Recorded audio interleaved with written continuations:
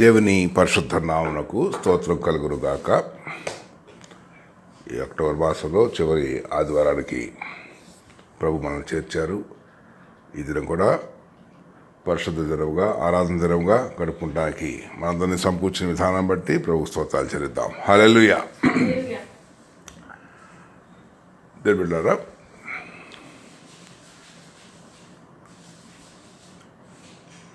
దేవుడు ఒకసారి ప్రపంచం అంతా కలిగి చూసినప్పుడు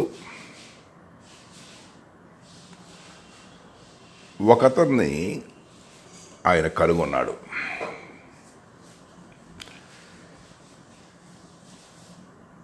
ప్రపంచం అంతట్లో అతన్నే ప్రత్యేకంగా కనుగొనడానికి కారణం ఏంటి అంటే,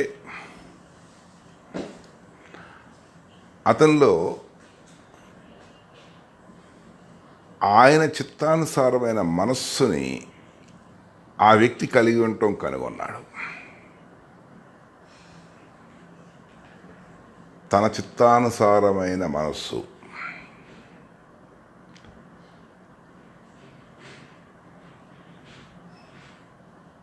మంచి మనస్సు గలవారిని మనం ఇష్టపడతాం. మనల్ని ప్రేమించే మనసు గలవారిని మనం ఇష్టపడతాం. సో మనసు ఎరిగే మనం స్నేహాన్ని చేస్తాం. వాడు మంచోడురా, వాడు మంచి మనస్సు కలిగినవాడు. ఈ దావీదు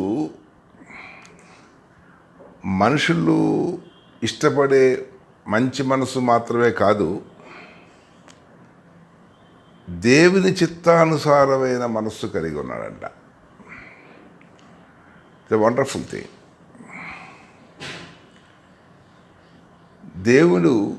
దేవుని చిత్తానుసారమైన మనస్సు కలిగిన ఈ దావీదు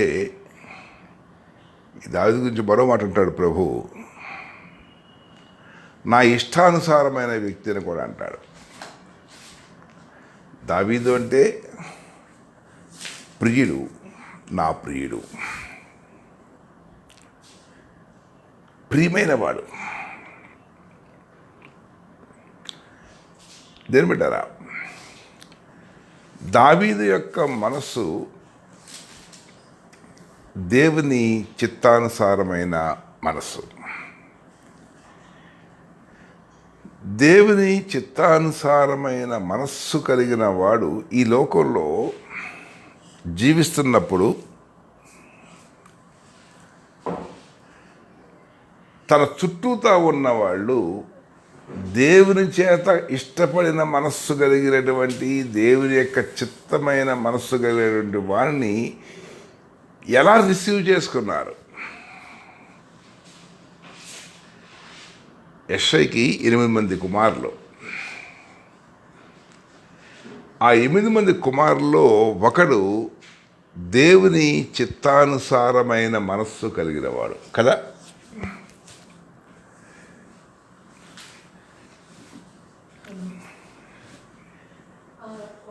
వాక్యపు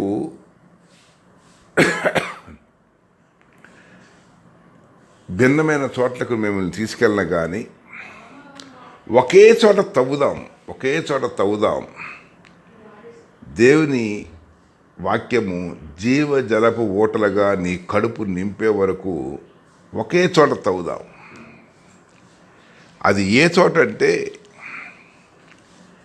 దేవుని చిత్తానుసారమైన మనస్సు కలిగి ఉంటే ఏమవుతుంది అంటే, వారు దేవుని చేత కనుగొనబడతారు, గుర్తించబడతారు, ఎన్నిక చేయబడతారు. దేవుడు తన ప్రణాళికలు అతని పట్ల రచిస్తాడు. బాగానే ఉంది. దేవుని చిత్తానుసారమైన గల మనిషికి జరిగే వ్యవహారం వేరు, రైట్. కానీ దేవుని చిత్తానుసారమైన మనస్సు గలవారిని ఆ కుటుంబము ఎలా రిసీవ్ చేసుకుంది? తన యొక్క పరిస్థితి ఏంటి అనేది కాస్త ఆలోచిద్దాం. ఇంకా చాలా విషయాలు ధ్యానిద్దాం.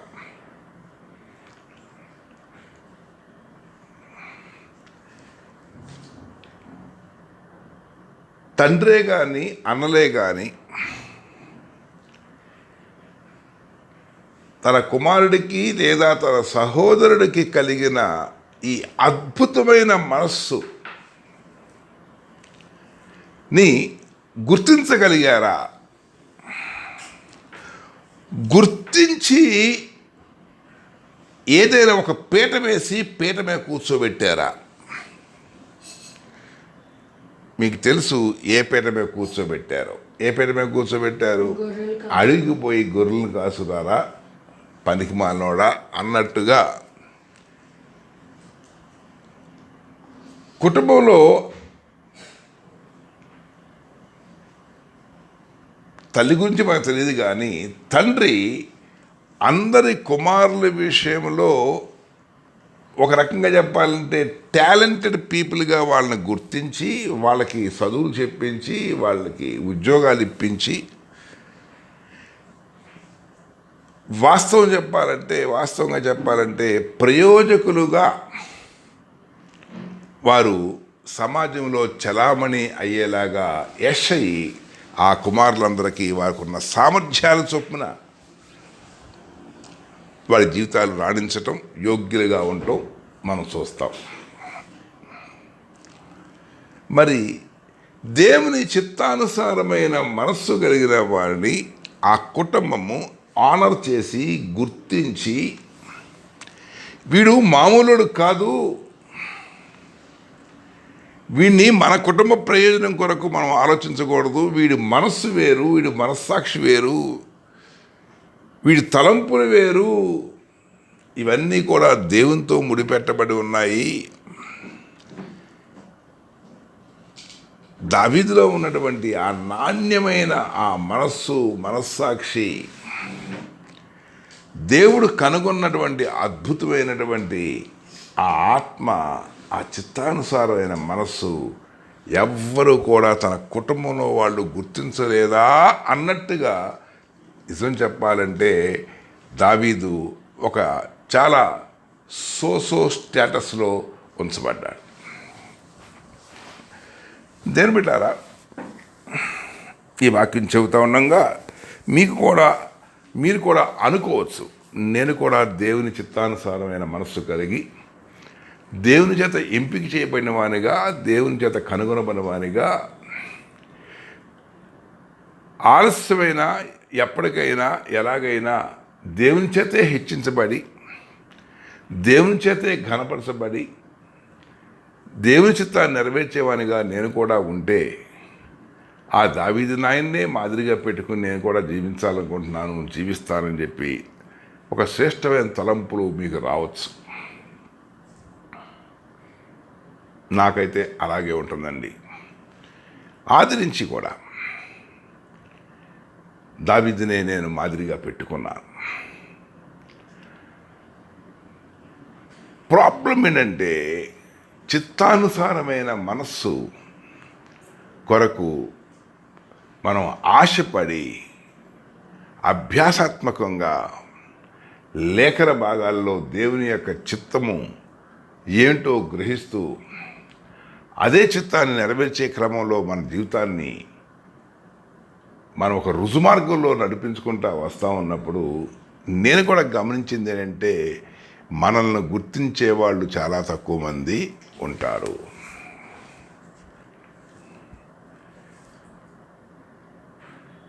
గుర్తిస్తారు కానీ భిన్నంగా ప్రవర్తిస్తారు. గుర్తించారేమో అనిపిస్తుంది కొన్నిసార్లు, నా స్వకీయ అనుభవం. ఎందుకంటే యుద్ధంలో దావీదు వెళ్ళినప్పుడు తండ్రి మాట చొప్పున అన్నలు ఏసరించుకుంటారు. ఏం చేశాడు దావీదు ఏసరించుకుంటానికి? అక్కడ ఏం చేయలేదు. నీ మందను ఎవరికి అప్పచెప్పావు అంటే మందను వదిలిపెట్టి దావీదు యుద్ధానికి వచ్చాడా? యుద్ధం చుట్టాకు వచ్చాడా? లేదు కదా, తండ్రి చేత పంపడ్డాడు కదా. అంటే దావీదు యొక్క పొడ ఆ యుద్ధంలో అసలు ఉండడం అనేదే అన్నలకి ఇష్టం లేదు. అక్కడ ఏదేదో ఎవరితోనో మాట్లాడుతా అట్లా సంచరించడం కూడా వాళ్ళు సహించలేకపోతున్నారు. అంటే వాళ్ళకి ఇండైరెక్ట్గా ఎక్కడో ఒక ఆలోచన ఉంది, యుద్ధం చేయటానికి జీతం తీసుకుని దేశ రక్షణ కోసం సైనికులుగా వాడబడుతున్న అన్నలు ఆ గొల్యాతు 40 దినాలు బట్టి సవాల్ చేస్తాంటే తొడగొట్టి ముడుచుకుని కూర్చున్నారు యుద్ధంలో. మరి దావీదు అక్కడికి వచ్చి సంచరిస్తాంటే ఎందుకని వాళ్ళకి అభ్యంతరం కలిగిందంటే మీకు అర్థమయ్యే ఉంటుంది. ఎందుకని ఈడి గారి గొల్యాత్తో తలపడతాడా? ఎందుకు వచ్చింది నీకు ఆలోచన?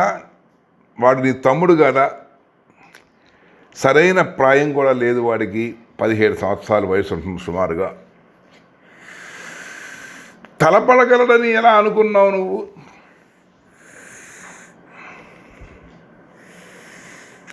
గొల్యాత్తో పోరాడుతాడేమో అనే ఆలోచన నీకు ఎందుకు వచ్చింది?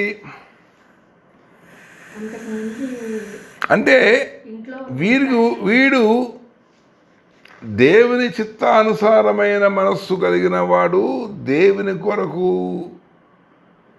ఎటువంటి ప్రాణత్యాగానికైనా సరే, ఆత్మరక్షణకైనా సరే వీడు తెగించిన వాడిగా పోరాడుతాడనే విషయం మాత్రం వీళ్ళకి తెలుసుంటుంది. పొరపాటున గట్ల ఈడు గొల్యాత్తో తలపడతాడా?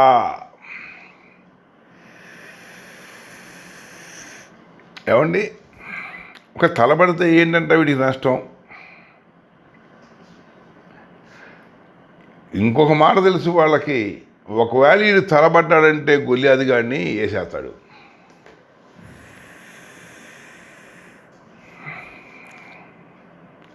అంటే చిత్తానుసారమైన మనస్సు కలిగినాడు, చక్కటి సౌరభవం వెదజల్లుతా అతని సాక్ష్యం ఉంటుంది.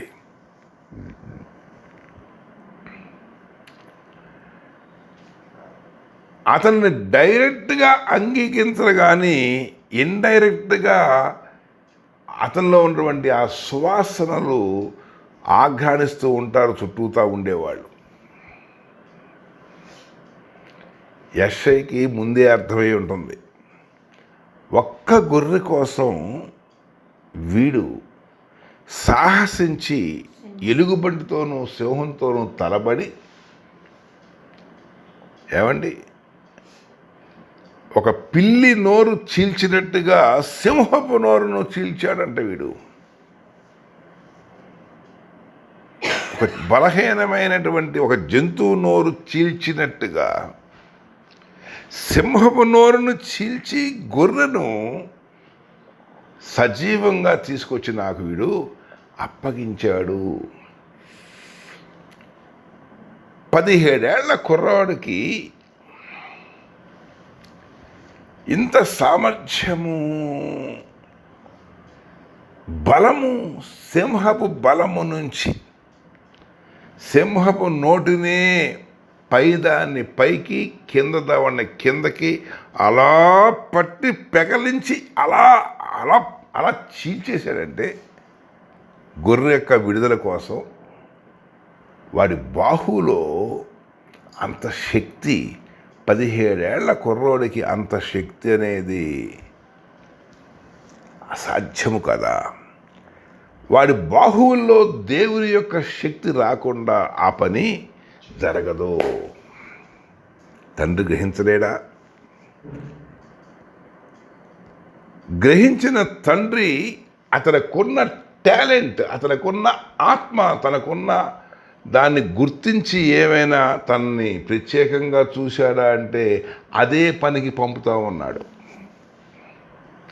దేవుని బిడ్డారా, మనం గమనించాల్సింది ఏంటంటే దేవుని యొక్క చిత్తానుసారమైన మనస్సు కలిగి మనం జీవించడానికి అభ్యాసం చేసేయాలి. నెంబర్ 1 చెయ్యాలి.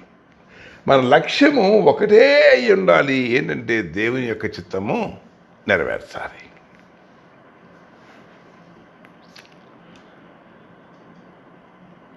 నెరవేర్చే క్రమములో దేవుని యొక్క చిత్తాన్ని నెరవేర్చే మహోద్దేశంతో మనం సాగుతూ ఉండగా మనల్ని ఎవరైనా ఆనర్ చేస్తారేమో అని అటు ఇటు పైకి కిందకి ఎవరి కోసం కనిపెట్టుకోవాల్సిన అవసరం మనకి లేదు. చిత్తము నెరవేర్చడానికి నేను గ్రహించింది ఏంటంటే దావీదు యొక్క జీవితాన్ని ఈ పాయింట్ మీద వేకుజామున ధ్యానిస్తూ ఉన్నప్పుడు నాకు కొన్ని తలంపులు వచ్చినాయి. చిరు ప్రాయములో దేవుని యొక్క చిత్తాన్ని నెరవేర్చాలి అని ఒక ఆలోచన కలిగి ఒక యవనస్తుడు యవన ప్రాయంలో అడుగు పెడతా ఉన్న కాలంలో బలీముగా ఉన్నప్పుడు అతని జీవితము ఎంత మనోహరముగా, ఎంత మంచిగా, ఎంత ప్రశాంతంగా ఉండాలి అంటే దావీదు యొక్క జీవితం చూస్తే అలా ఉన్నట్టుగా కనబడదు. నిత్యము యెహోవా యొక్క యుద్ధములు చేస్తూ తను జీవించాడు. యుద్ధం అంటే మాట్లాడండి, సింహంతో తలబడే సమయంలో ఒక గొర్రె కోసం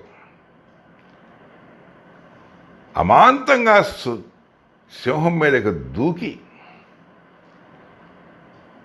దాని నోటిని పెకలించి దాన్ని విరిచేసి తన గొర్రెని రక్షించుకోవటం అంటే ఎంత కష్టమైన విషయం.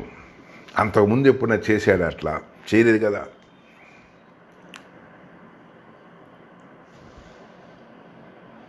అంటే చిత్తానుసారమైన మనస్సు కలిగిన వానికి అటువంటి ప్రత్యేకమైన సమయాల్లో ఒక దైవిక శక్తి రావటం అనే అభ్యాసం, దేవుడు తోడుగా ఉన్నాడు. ఎటువంటి సందర్భమైనా ఏదైనా కానీ తన జీవితంలో దేవుని యొక్క జోక్యం ఉన్నట్టుగా గమనించుకోవడం మనం చూస్తాం.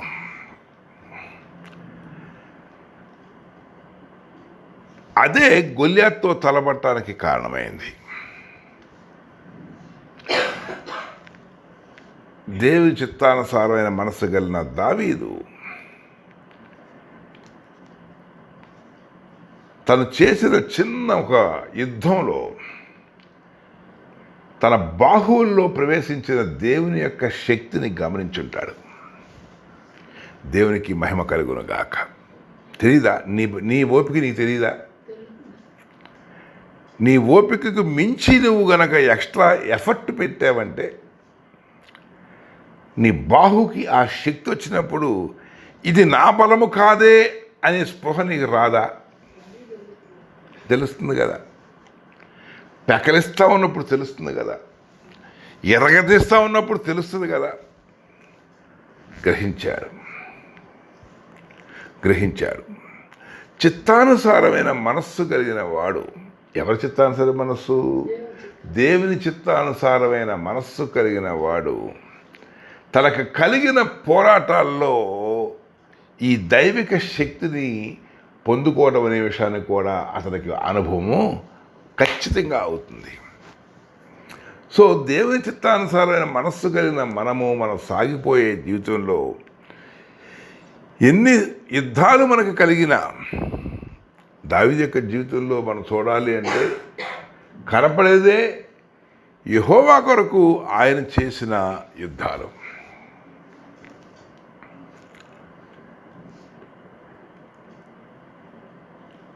చిత్తానుసారమైన మనస్సు దావీదును ఏం చేయ ప్రేరేపించింది? యెహోవా కొరకు యుద్ధాలు చేయ ప్రేరేపించింది. గొల్యాతు విషయంలో కూడా ఏ రకంగా అతన్ని వధించాడు,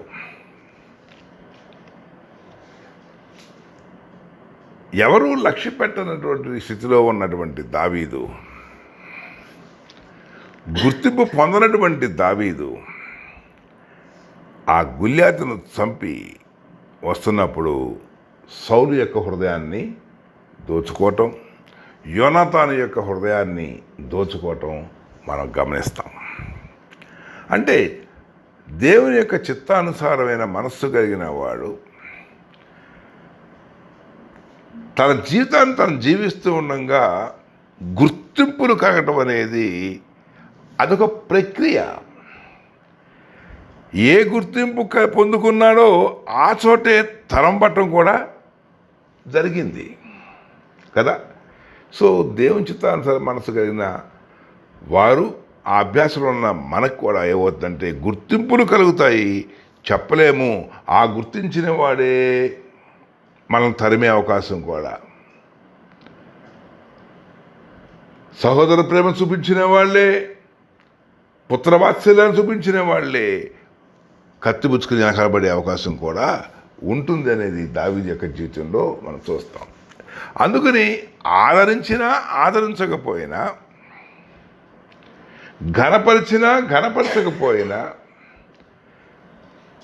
వాత్సల్యంతో హత్తుకున్నా లేకపోతే కత్తిపుచ్చుకుని వెంటాడినా మనం వదిలిపెట్టకుండా ఉండాల్సింది ఏది అంటే ఆయన చిత్తానుసారమైన మనస్సును మనం కలిగి ఉండాలి. ఎప్పటికప్పుడు దాన్ని మనం చెక్ చేసుకుంటా ఉండాలి.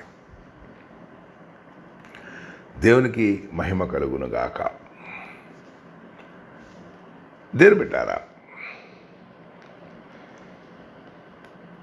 ఈ దావీదు యొక్క జీవితాన్ని జాగ్రత్తగా గమనిస్తే ఎక్కువ మాటలు చెప్పడం 2 మాటలే. ఆపరేషన్ అయింది కదా,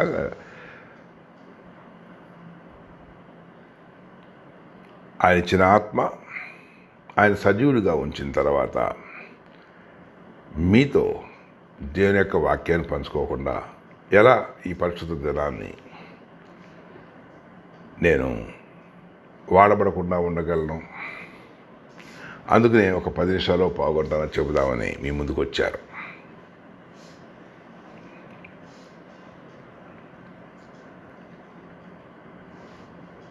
చిత్తానుసారమైన మనస్సు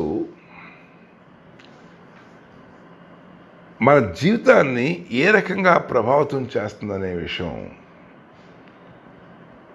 వాటి గురించి మన ఆలోచించడానికి మన సామర్థ్యం కూడా సరిపోదు.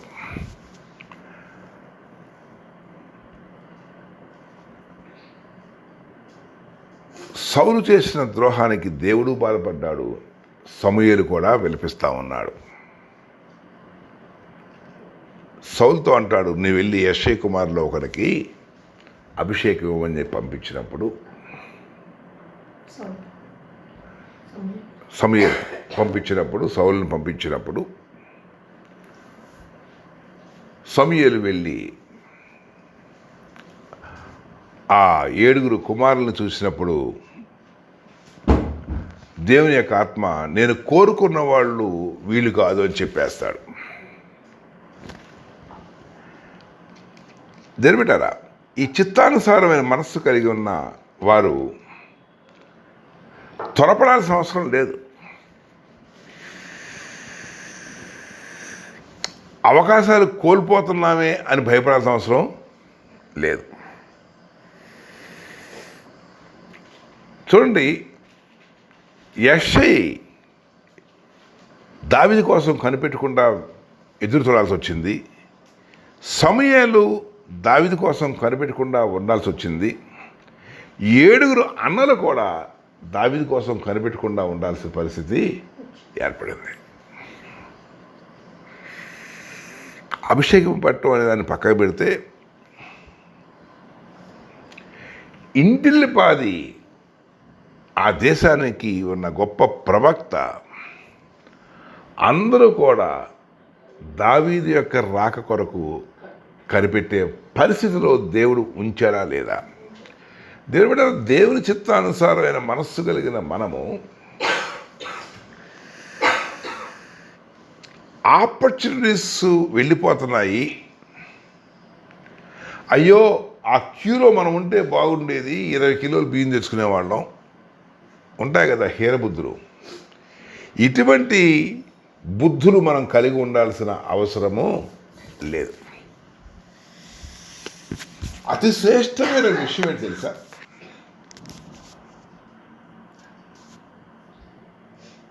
దేవుడు కోరుకున్న వ్యక్తులకి, దేవుడు ఏమి కోరుకున్న వ్యక్తులకి దేవుడు ఏమి ఇవ్వబోతున్నాడని ఆ కోరుకున్న వ్యక్తి కుటుంబానికి తెలియదు, ఆ దేశపు ప్రవక్తకి తెలియదు. ఎవరు కోరుకునబడ్డాడో ఆ దావీదుకి తెలియదు. మరి ఎవరికి తెలుసు? దేవుడు ఒక్కడికే తెలుసు.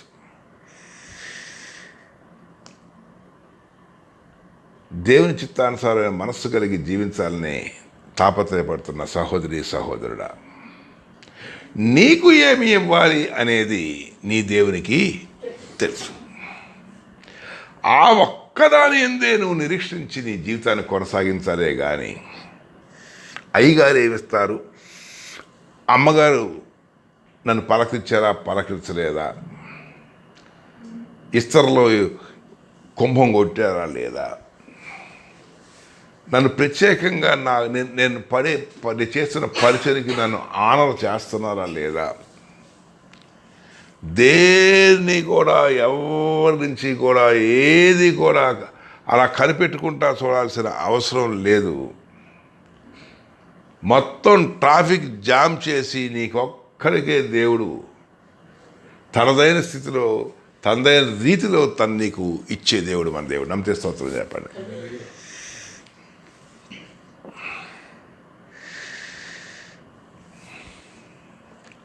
దేవునికి మహిమ కలుగును గాక. అంత స్థిర హృదయము ఎవరికి కావాలి?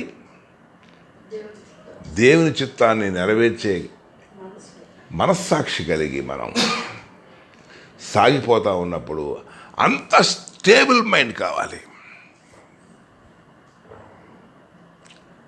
అంత స్థిరమైన మనసు కావాలి. నీ జీవితం ఉన్నది దేవుని యొక్క చిత్తం నెరవేర్చడానికి. కొంతమంది ఏమనుకుంటారంటే ప్రభులోని ఈ జీవితము ప్రభుచే ఆశీర్వాదంతో ప్రభువుని మహింపరచాలి అనుకుంటారు చాలామంది. ఏమనుకుంటారు? నా జీవితం ప్రభు ద్వారా మనం పొందుకుని ఆ పొందుకున్న వాడితో మహింపరచాలి. చక్కగా ఒళ్ళంతా సింగారించుకొని మంచి ఇల్లు కొనుక్కుని పేద కారు ఇంటి ముందు పెట్టుకుని పొలాలు కొనుక్కొని అపార్ట్మెంట్లు కొనుక్కొని ఇవన్నీ నాకు ప్రభులోకి రాబట్టి ప్రభు నాకు ఇచ్చాడు. చూసారా ప్రభులోకి వస్తే ఎంత ఆశీర్వాదమో అనుకునేందుకు అనిపించుకునేందుకు చాలామంది ఇష్టపడతారు. కానీ దేవుడు తన పోలికలో మనం రూపొందించింది ఆయన చిత్తము చేయటానికి, ఆయన్ను మహింపరచడానికి. ఆయన చిత్తము చేయటం అంటే ఆయన దగ్గర నుంచి ఆశీర్వాదాలు తీసుకోవటమా? ఆయన మనస్సును ఎరిగి ఆయన మనస్సులో ఏముందో అది చేయటము దేవుని యొక్క చిత్తము. అంతేనా? యేసుప్రభు వారు తండ్రి యొక్క హృదయంలో ఏ చిత్తాన్ని కనుగొని ఆ చిత్తానికి అప్పగించుకున్నాడు చెప్పండి. తండ్రి యొక్క హృదయంలో తాను సృష్టించిన తన పోలిక చొప్పున సృష్టించిన మానవులు రక్షణ లేకుండా ఆ రకంగా అపవాదికి లోనై నాశనం అయిపోతా అంటే, ఆత్మలు నశించిపోతా అంటే, మానని వేదన తండ్రి యొక్క హృదయంలో ఉంటే వారి పాప దోషాలన్నీ తనపై వేయించుకుని ఒక గొప్ప రక్షణ కార్యాన్ని సమస్త మానవుల కొరకు, పాపుల కొరకు దేవుని యొక్క గొర్రెపిల్లగా తన మహిమను పరలోకంలో విడిచి ఇక్కడికి రావడానికి ఇష్టపడ్డాడు కదా. అందుకనే యోహాన్ అంటాడు, లోక పాపం మోసుకొని పోవు దేవుని గొర్రెపిల్ల ఈయనే. చిత్తము నెరవేర్చడంలో పరలోకపు మహిమను ఆయన విడిచి రావాల్సి వచ్చింది. సరిగదా ఈ లోకంలో వెనక నుంచి ఒకడు కొట్టాడు, చంపల మీద జుట్టు ఒకడు పీకాడు, విషపూరితమైనటువంటి ముళ్ళ కిరీటాన్ని ఒకడు తొడిగాడు, కాళ్ళల్లో మేకలు ఒకడు కొట్టాడు, చేతుల్లో సేళ్ళు ఒకడు కొట్టాడు, డొక్కలో బల్లితో పోటు ఒకడు పొడిశాడు, చేదు చిరక తాగనిచ్చారు. అంటే చిత్తము నెరవేర్చుటకు అంత టాలెంటెడ్ దేవుని కుమారుడు ఆ టాలెంట్స్ అన్నీ కూడా, సామర్థ్యాలన్నీ విడిచిపెట్టి అత్యంత సామాన్యుడిగా సమస్త మానవాళి కొరకు వదకు సిద్ధమైన గొర్రెపిల్లగా, పరిశుద్ధమైన గొర్రెపిల్లగా తను బలిగా అర్పించబడ్డాడు. సో చిత్తము నెరవేర్చుట అనేది స్వకీయ మహిమను కోల్పోవుట, సామర్థ్యమును కోల్పోవుట, అరగదీయబడుట, ఒక గంధపు చెక్కలాగా, ఒక కొవ్వొత్తులాగా కరగబడుట. చిత్తము నెరవేర్చుట అనేది మనల్ని మనం లేకుండా చేసుకోవటమే కానీ ఆయన యొక్క ఉద్దేశం నెరవేర్చడం కోసం మనం అరిగిపోవాలి, కరిగిపోవాలి, లేకుండా కూడా పోవాలి.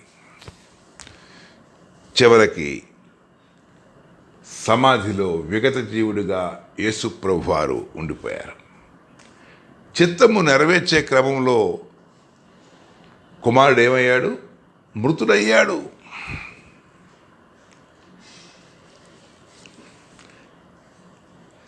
ఇంతగా చిత్తము నెరవేర్చిన వాని పట్ల దేవుడు చూపించేది ఏంటంటే ఆయన పునరుద్ధాన శక్తితో ఆయన లేపి ఆరోహణ అయినాక తన కుడిపార్శ్వమున కూర్చుండబెట్టి తండ్రి మహింపరిచాడు. దేవుని బిడ్డలారా, దేవుని యొక్క చిత్తము నెరవేర్చుకోవటం అనేది, నెరవేర్చే వ్యక్తిగా ఈ లోకంలో జీవించినప్పుడు ఏవైనా వదులుకోవడానికి మనం ఇష్టపడాలి. ఏవైనా వదులుకోవటానికి మనం ఇష్టపడాలి. ఈ దినాల్లో దేవుని బిడ్డారా, మీరందరూ ఆత్మచేత ప్రేరేపించబడిన నాకు విధేయులై దేవుని యొక్క చిత్తం నెరవేర్చడానికి మీరందరూ కూడా మీ సంసిద్ధతను వ్యక్తపరిచారు. ఏ విషయంలో? 52 శనివారాలు అంతిమ యుద్ధం కోసం మీ జీవితంలో ఏ మిగిలింది?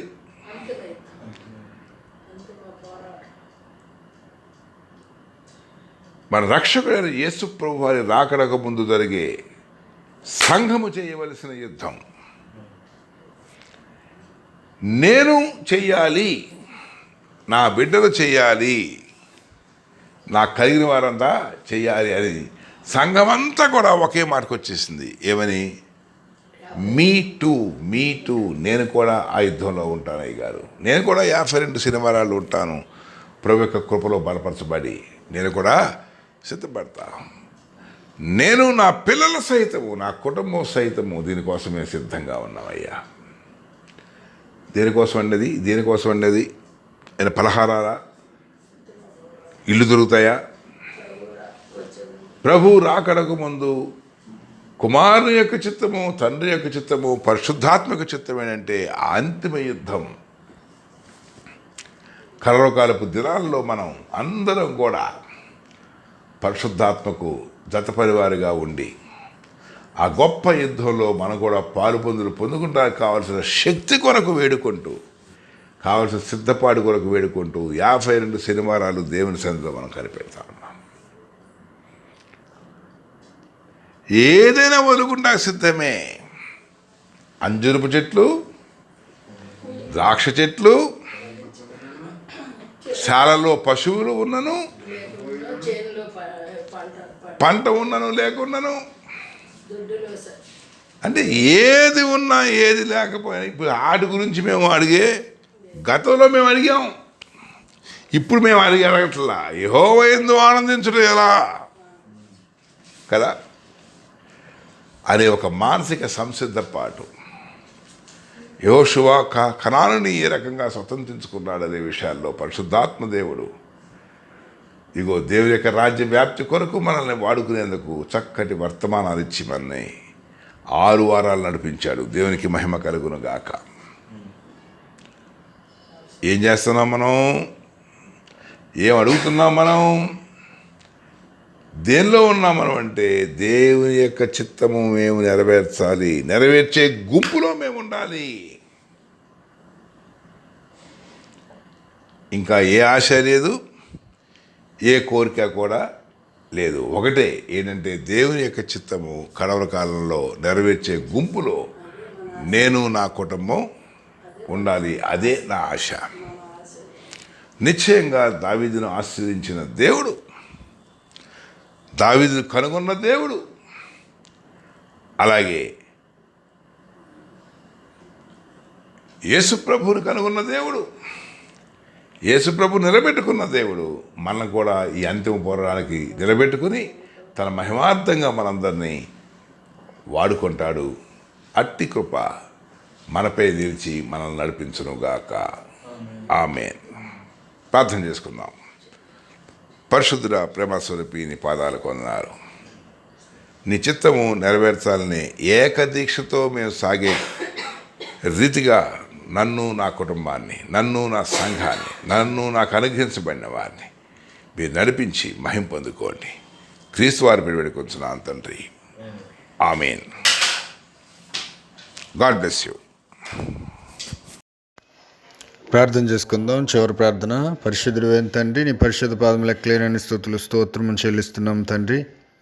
ఓ ప్రభువా తండ్రి, ఈ ఆరాధన అంతట్లో మీరు తోడేండి నడిపించిన విధానమును బట్టి మీకు స్తోత్రం చెల్లిస్తున్నాం తండ్రి. దావీదుకి ఇచ్చినటువంటి ఆ గొప్ప మనస్సు అయినా దేవా, మీ చిత్తానుసారమైన మనస్సు దేవానైదుగు ప్రభువా తండ్రి, అట్టి కృప మాకు అందరికీ దయచేయండి తండ్రి. దేవాని పాదాలకు వందనాలు చెల్లిస్తున్నాము. మీరు అక్కడ పర్యంతం వరకు మీ చిత్తము నెరవేర్చుటలో నాయన వెన్నుదీయని వారముగాను, ప్రతి సమస్యలోనూ దేవా మీ ఆత్మ సహాయంతో దేవ జయం పొందుకుని ముందుకు సాగేవారంగా దేవాలయానికి ప్రభావ మీరు అనుగ్రహించిన మంచి మనస్సాక్షిని కాపాడుకుని మీ సన్నిధిలో ముందుకు సాగిపోయే భాగ్యాన్ని దయచేయండి.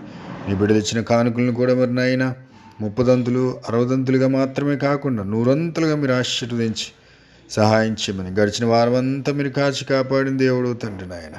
ఓ ప్రభా తండ్రి నాయన, ఈ వారం కూడా నాయన ఓ ప్రభా అద్భుతమైన మీ రెక్కల చాటున మమ్మల్ని భద్రపరిచి నాయన మీ సాక్షార్థమే జీవించే సహాయించి మహిం పొందుకోమని, సాక్ష్యాలు చెప్పినటువంటి బిడ్డలను కూడా మీరు దీవించి మహిం పొందుకోమని, మరింత నాయనగో ప్రభా తండ్రి నాయన అయ్యా సాక్ష్యాలతో నాయనగో ప్రభా అయ్యా జీవము గల సంఘముగా నీ సన్నిధిలో నాయనగో ప్రభా మిమ్మల్ని ఎదుర్కొనే భాగ్యాన్ని మాకు దయచేయమని నజరేయుడైన యేసు క్రీస్తు వారి నామంలో స్తుతిస్తూ వేడుచున్నాము పరమ తండ్రి. ఆమేన్. పరలోకమున మా తండ్రిని నామం పరిశుద్ధపరచబడును గాక, నీ రాజ్యం మాకు వచ్చును గాక, మీ రాజ్యం మేము తెచ్చుదుము గాక, మీ చిత్తం పరలోకమున నెరవేర్చినట్లు భూమి మీద నెరవేర్చబడును గాక. మన దిన ఆహారం నేడు మాకు దయచేయండి. మరణస్థులు మేము క్షమించిన ప్రకారం మరణము క్షమించండి. శోధనకు ప్రతికిని తప్పించండి. రాజ్యం, బలము, శక్తి, మహిమ నిరంతరం మీరైనారు తండ్రి. ఆమేన్. మన తండ్రి అయిన దేవుని ప్రేమ, ప్రభువైన యేసు క్రీస్తు వారి యొక్క కృప, పరిశుద్ధాత్మ యొక్క అన్యోన్య సహవాసము, ఆదరణ మనకును సకల పరిశుద్ధులకును ఆయన రాకడ పర్యంతం వరకు తోడయుండి నడిపించునుగాక. ఆమేన్. ఆమేన్. అందరికీ వందనాలండి. God bless you all.